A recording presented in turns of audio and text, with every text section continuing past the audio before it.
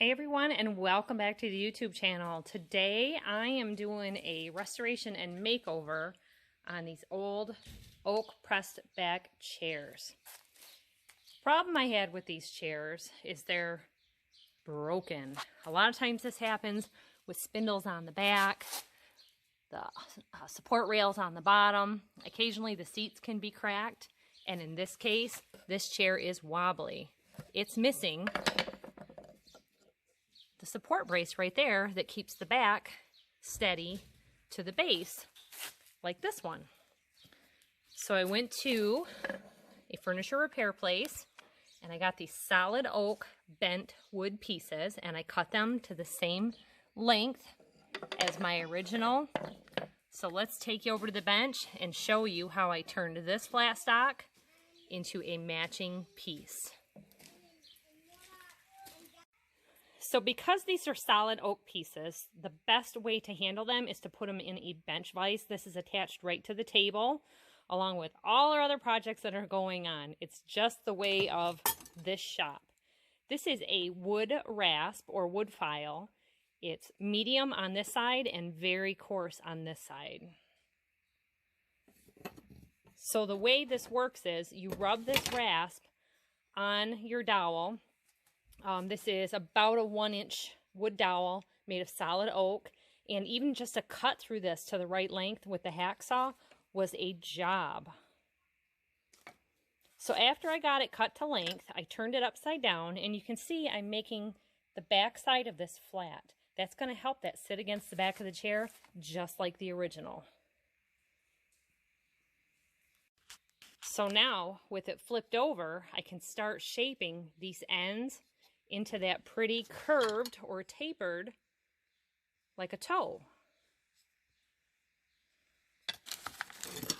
So just gradually working with the grain so that you don't split the wood. And this is a two-handed job. As always, I'm always saying I have to put down my tools. You're just going to take this and shape it. Take it and shape it. I'm not rubbing it back and forth. I'm lifting it up as I'm going down. After I get it to the general shape that I want, I'm going to flip it over and clean it up and taper it more all around those edges. I didn't like trying to cut this on an angle because I may lose more material than have that rounded edge, so it was better to just cut that blunt.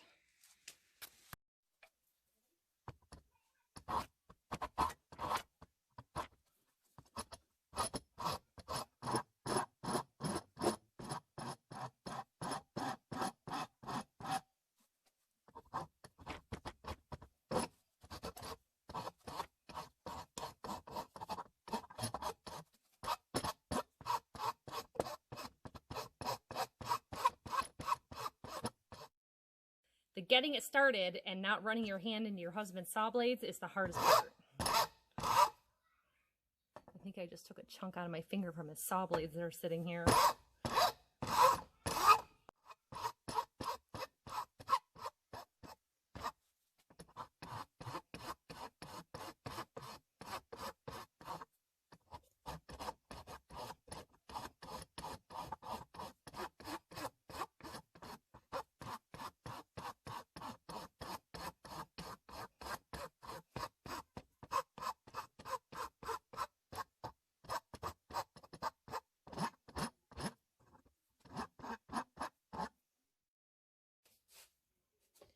Now as I'm working with this, I'm going ahead and I'm tapering it down these sides a little bit, and I'll do the same thing through the center because my original was not round. It's definitely tapered on the edges, and then this will help smooth it out. So then when I'm all done, I'll go over this with some medium and fine grain sandpaper. But you see that nice flat edge there? I'm just toenailing this.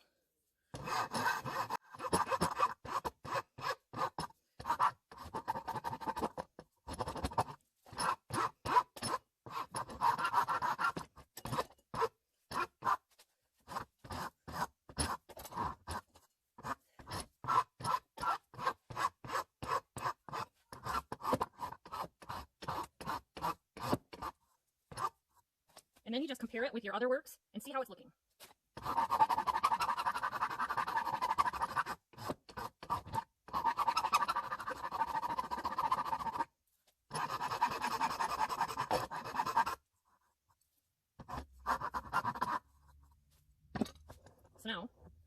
move it up, and I'll get the center part. Just skinning up the edges.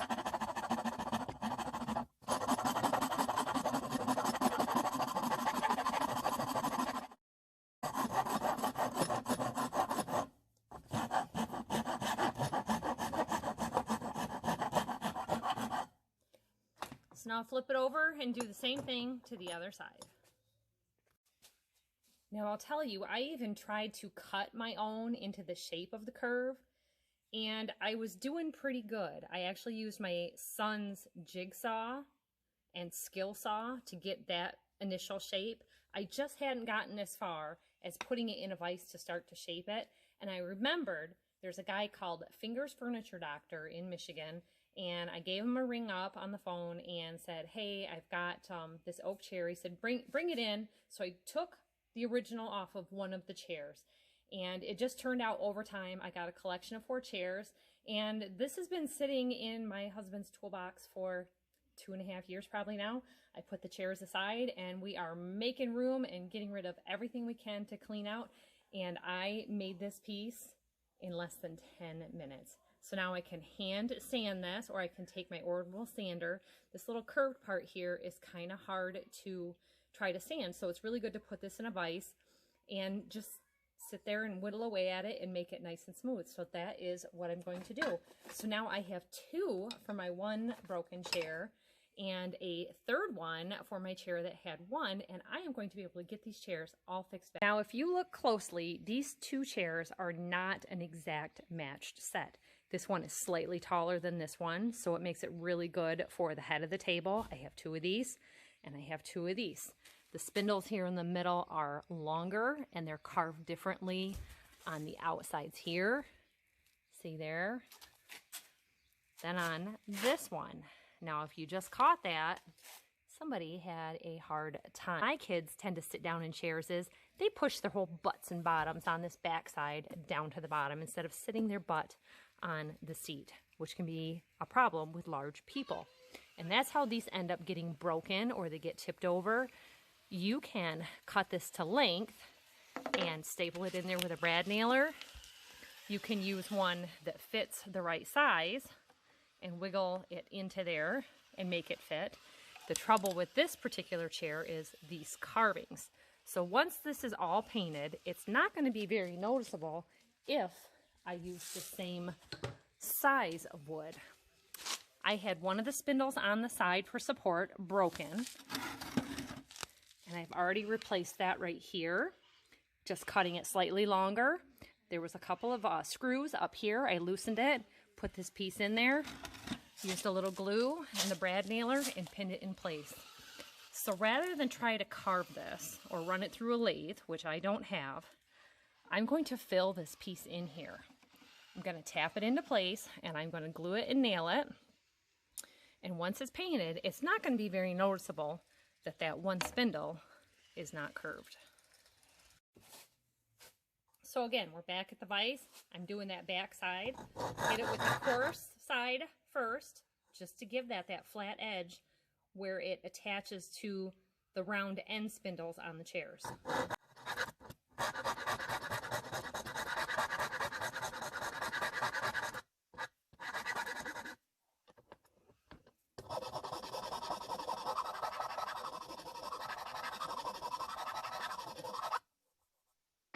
Now I don't want to take too much off. I want the shaping on the front to give me plenty for contour.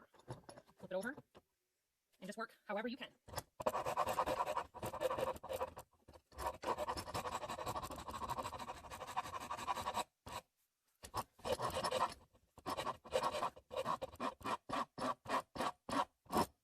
Now if it seems like this is a little awkward or hard, I have this vise turned opposite of what I normally would for working, so that you can see what I'm doing.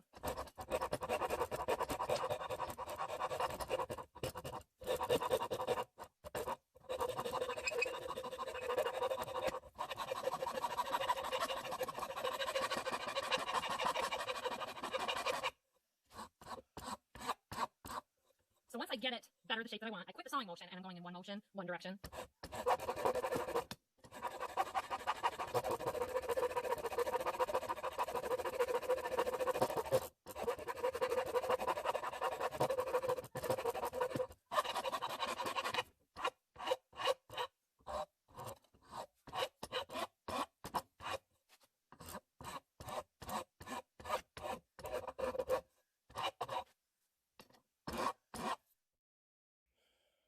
if you get into flipping furniture, it seems to me, in my house, the stuff I get for free by the side of the road is the stuff that sells. If I buy stuff to flip it, it seems like it sits in my barn forever and then it gets dusty from the hay and I'm stuck with it. I originally started doing this, staging my house, and just started putting the pieces in the home to make it look lived in and nice, getting ready to sell it. And it was the pieces that were free that sold, and it didn't matter what colors really I choose, if it was white or if it was green or, you know, nice sage greens and blues and yellow colors. It just mattered that somebody liked it, that saw it. Having tags in your ads and things like that really helps sell things a lot. So I just want to let you know that if you have to start buying supplies to do your flips, it really starts cutting into your profit. So this is why I thought it was important to share these little tips with you and show you the tools that I use to create the repairs that need to be done, because anybody can do it. So here you can see, here's the original. There was a screw here and here. And on this one, they just drilled a hole to put that in there. Sometimes these have plugs in them, and the plugs are covered, covering up the wood screws that are here. On this particular chair, they didn't do that, so I'm not going to do it on the others. And it's not just that they're missing, they didn't do it, because as you can see, that is flush with the surface. Once this is painted up, you'll never see that. So to make it easy to drill through, the first thing you're going to want to do is I'll put these back in the vise and drill a pilot hole where I want that. So I'm going to find out my spacing for my screws, mark it with a little marker or a pencil, and drill that out to batch. Okay, so now in the light of the day, let me show you how this has come along. Got too dark to work in the shop last night, so today I laid these out on their side and I sanded the edge. Now this particular one has groove marks a little bit from manufacturing, so I'm going to fill in a little bit of wood filler right there. But I have got little 1-inch screws. These are drywall screws, and 1.5 or 2-inch screws. And I'm going to use different lengths going into here. I want to make sure that I'm not going through these posts at all, and I can snip off anything or back off any longer screws into the bottom if it is going to interfere at all. I really like a length in between, but I wasn't finding what I was looking for. No need to run out to the store, just using what I got on hand. So you'll notice on my original, before you start screwing in, this kicks out sideways, and that flat bottom you can tell, because if you try to line this up straight this way, it doesn't sit right. But as soon as you start to tip that out, see, just right there, I could feel that sweet spot where it's just right. So we'll match them up. You can see how I drilled out my pilot holes and did a countersink. Now normally you could use a countersink drill bit for that. I didn't have that on hand today, so I just went ahead and did it this way.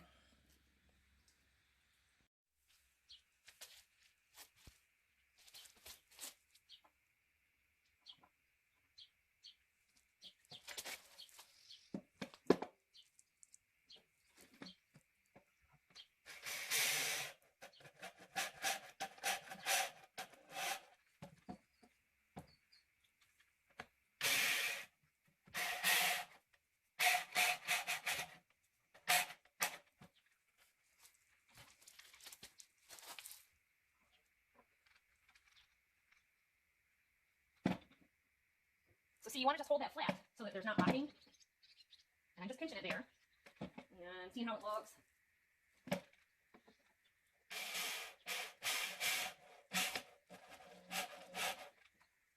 Okay, and then eyeballing here. I'll kick that out a little bit.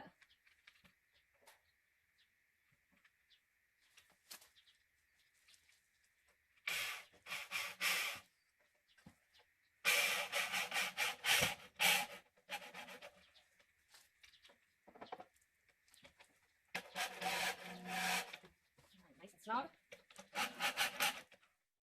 Ready to paint. I've gone through with wood filler and I fixed any little dog bite marks and nail scratch marks knots, anything like that that you want filled in. So I just use this Elmer's wood filler. It works really fast. It's usually dry in a short amount of time, and you can get back to your work quite quickly. And then now we'll just take a tack cloth and remove any dust from all of this, and we can start in on our primer on these two chairs. Now, I know some people get upset about painting wood, but let me tell you something about these chairs. If you look very closely at these chairs, this is a very low quality oak. This is a better quality oak. They have stamps on the bottom for made in Malaysia. This had a sticker saying made in China. These are just like Oak Express and Art Van type chairs. These are not heritage pieces at all. I really like this Bullseye 123 primer for priming my pieces, and you can choose whatever type of paint you like best for these. Because they're dining room chairs, kitchen chairs, I like to use Rust-Oleum oil-based paint. It's very heavy duty. It dries very hard. There's not like a 30-day curing time before you use it. I would just recommend letting it dry for a couple of good days before you try to do any scrubbing or washing heavy use of these chairs. So we're just going to start right in with priming. So that is how you fix up your chairs to repair your braces or any broken spindles and get them ready for paint for a resale flip. Thanks for watching, everybody, and we'll see you next time. Bye-bye.